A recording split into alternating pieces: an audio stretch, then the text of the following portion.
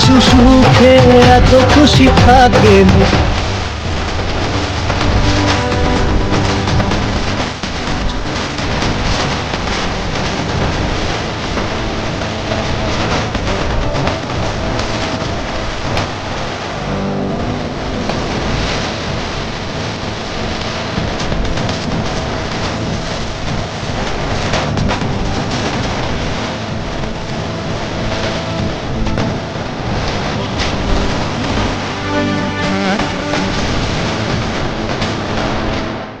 কিছু কিছু সুখে এত খুশি থাকে না।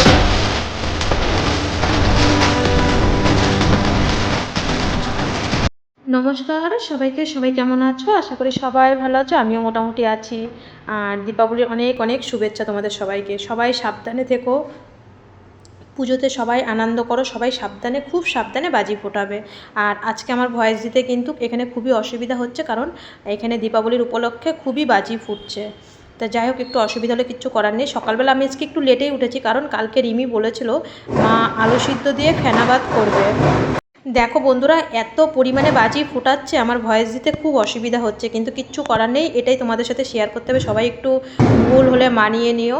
আর আলু সিদ্ধ ফেনাবাদ করলাম, প্রেশারে করেছি, অল্প একটু করেছি। রিমিকে ঘরে দিয়ে আসলো রিমির বাপি, আর দেখো রিমির বাপি এত পরিমাণে হাসছে, আমি বললাম না পায়েস ভেবে খেয়ে নাও। সকাল সবাইকে খাওয়া দাওয়া কমপ্লিট হয়ে গেল। রিমির বাপি বাজারে গেছে। আমাদের ঘরে সব বাড়ন্ত সোয়াবিন, ডেটল, তারপরে সার্ফ, শ্যাম্পু, চা, চিনি সব আমি বললাম যে সব নিয়ে আসো, ঘরে বাড়ন্ত হয়ে গেছে। তা সকালবেলা খাওয়া দাওয়া কমপ্লিট, ফেনাবাদ আলু সিদ্ধ অনেকদিন পরে খেলাম। আসলে আবার রান্না করব।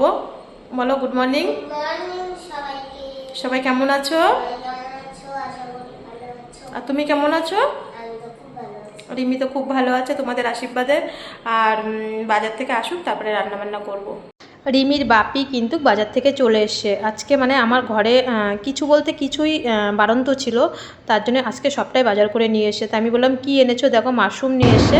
আমি কিন্তু ছোটোবেলা না কোনো দিন মাশরুম খেতাম না, এখন এখানে এসে মানে এই নিরামিষ খেতে হচ্ছে, তো এখানে তো জানো মাছ মাংস খাওয়া যায় না। তাই বললাম, একদিন আমি মাশরুম এনেছিলো, রান্না করেছিলাম পেঁয়াজ রসুন দিয়ে মাংসর মতন, খুব টেস্ট হয়েছে। তা আজকে আবার এনেছে, কিন্তু রিমি এটা খায় না।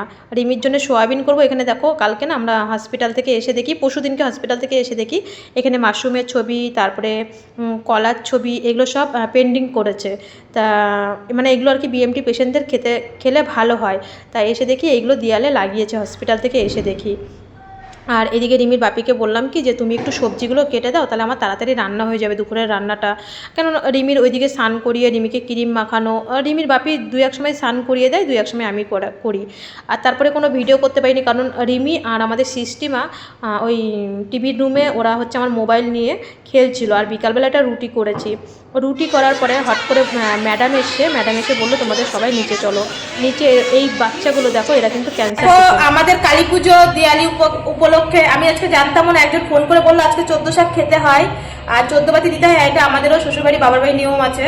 কিন্তু এই দেখো আমাদের দুর্গাপুজো কোন দিক দিয়ে চলে গেছে, লক্ষ্মী পুজো চলে গেছে, কিছুই টের পাইনি। কালী পুজো চলে এসছে। আমাদের এখান থেকে গিফট দিল। কি গিফট দিল? এই দেখো রিমিকে একজন দান করেছে আমাদের সেঞ্জুরের বাচ্চাদের জন্য, কিন্তু এত সুন্দর একটা জামা দিয়েছে, না রিমির হবে না আমার হবে। দেখো কালারটা কিন্তু অসাধারণ। এখান থেকে দিয়েছে, এর মধ্যে হচ্ছে লাড্ডু আর এর মধ্যে চানাচুর।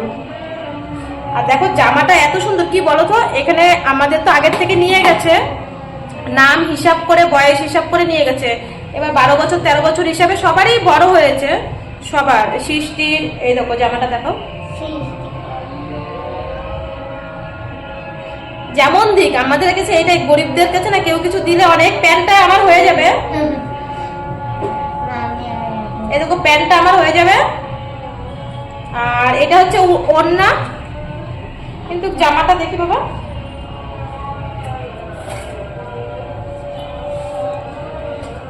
রিমি ঘুমাচ্ছিল, আমিও একটু ঘুমিয়ে পড়েছিলাম, রুটি করছিলাম।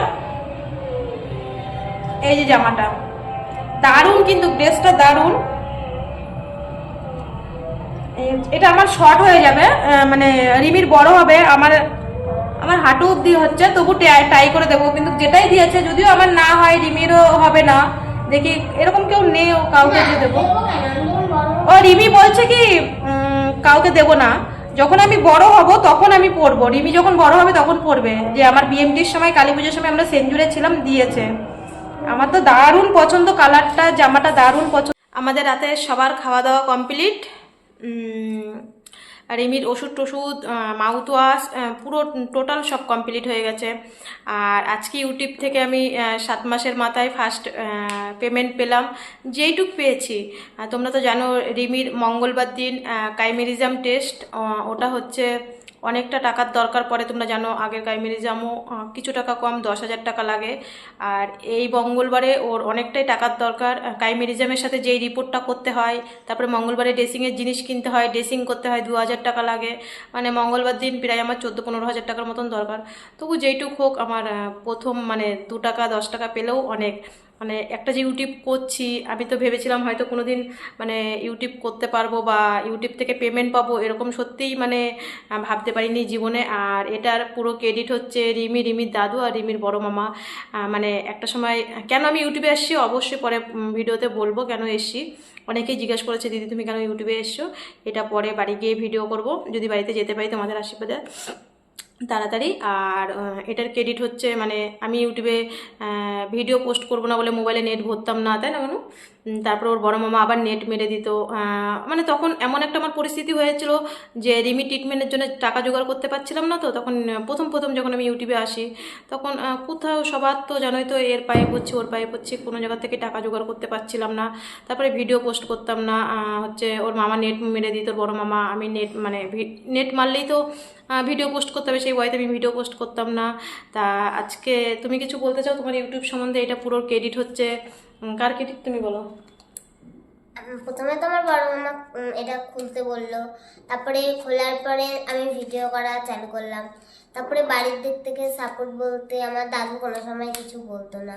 দাদুই পুরো সাপোর্ট, কোনো সময় কিছু বলতো না। আমার মাঝে ভিডিও করতো বা ভিডিও যে কাজের মধ্যে দেখাতো, দোকান দেখাতো, তারপরে মানে কোনো কিছু আর কি বলতো না। আর আমি যখন ভিডিও করতাম যে আসবে না বা কিছু না, সবসময় দাদু এসছে।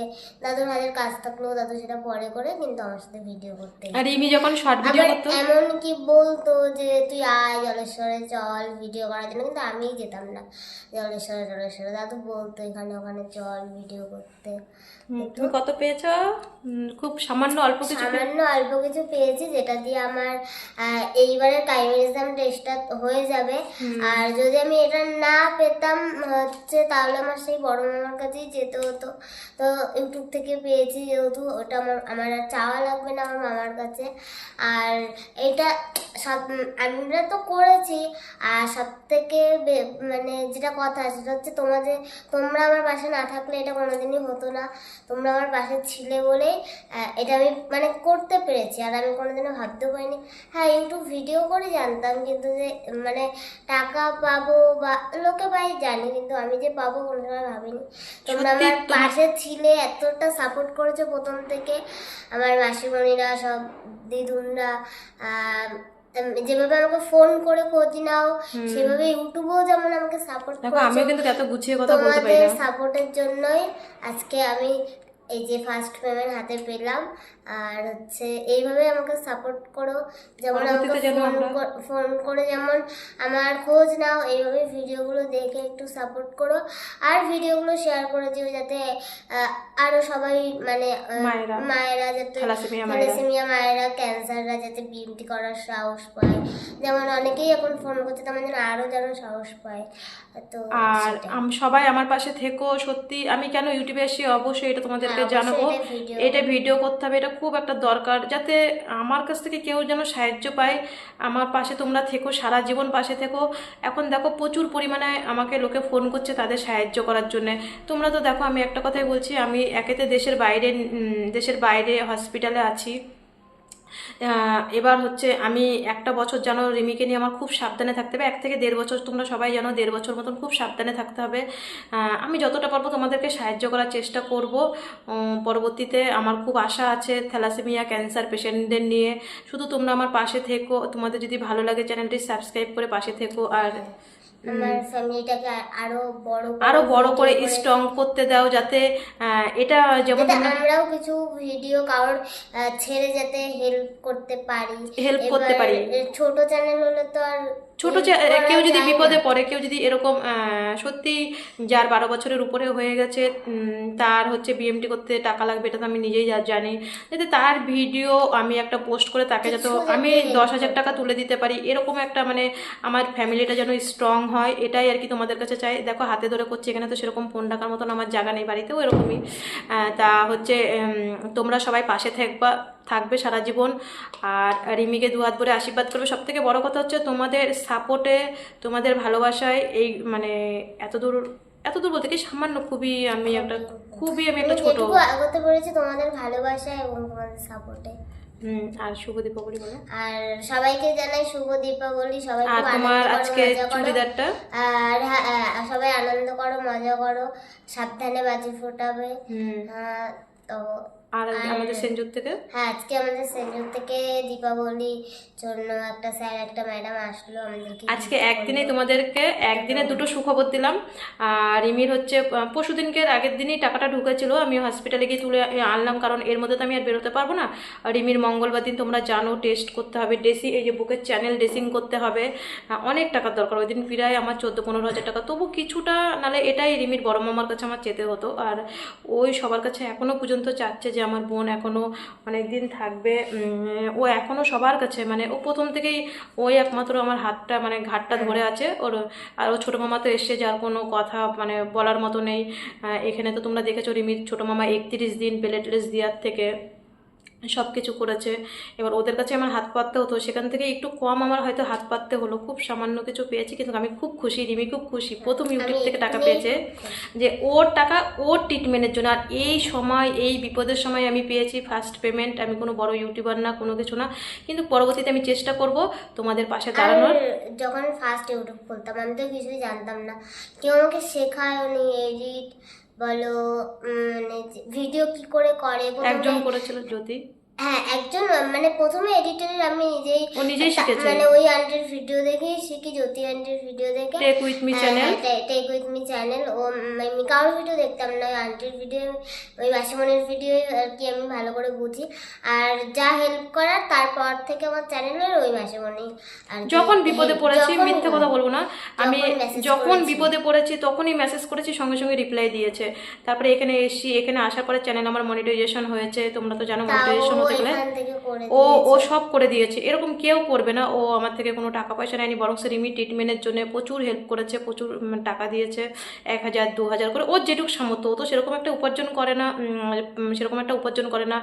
আর এই মাসেই পেলাম, সামনের মাসে আবার পাবো না, কারণ তোমরা তো সবাই জানো $100 না হলে হয় না। এই মাসে খুব ভিউজ কম হয়েছে, তবু সবাইকে বলবো আমার পাশে থেকো, যাতে আমি এই ইউটিউবটা চালিয়ে। আজকে যেমন কাকিমা আমাকে দমদমের কাকিমা আমাকে কমেন্ট করেছে যে মানে কি, আমি তো তার মেয়ে, বলছে যে এখন আমরা চাই রূপার চ্যানেলটা বড় হোক, আর রূপার ভিডিওগুলো দেখে যেন থ্যালাসেমিয়া মা বাবারা যেন এই ট্রিটমেন্টটা করতে পারে, সাহস করে বেরিয়ে আসে।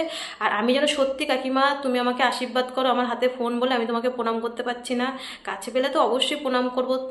আর সত্যি কাকিমা আমার যদি পরিবারটা বড় হয়, তুমি দেখো কাকিমা, তুমি হাজার হাজার বছর বেঁচে থাকো রিমির জন্য। আর তুমি হচ্ছে দেখো সত্যি কেউ যদি বিপদে পড়ে কাকিমা, আমি যদি জানতে পারি আমি অবশ্যই তাকে সাহায্য করব। আর কাকিমা তুমি আমার প্রণাম নিও। আজকে এই পর্যন্ত, সবাই ভালো থেকো, সবাই সুস্থ থেকো, আর রিমিকে দুহাত ভরে আশীর্বাদ করো। আর কালকে তো কালী পুজো, রাতটা পোয়ালে কালী পুজো, সবাই কালী পুজোতে খুব আনন্দ করো, খুব মজা করো, কিন্তু খুব সাবধানে বাজি ফোটাবে, খুব সাবধানে, কেননা একবার আমার কালী পুজোতে হাত ফেটে গেছিলো বাজি ফোটাতে গিয়ে, বোম ফোটাতে গিয়ে আমার। তা আজকে এই পর্যন্ত।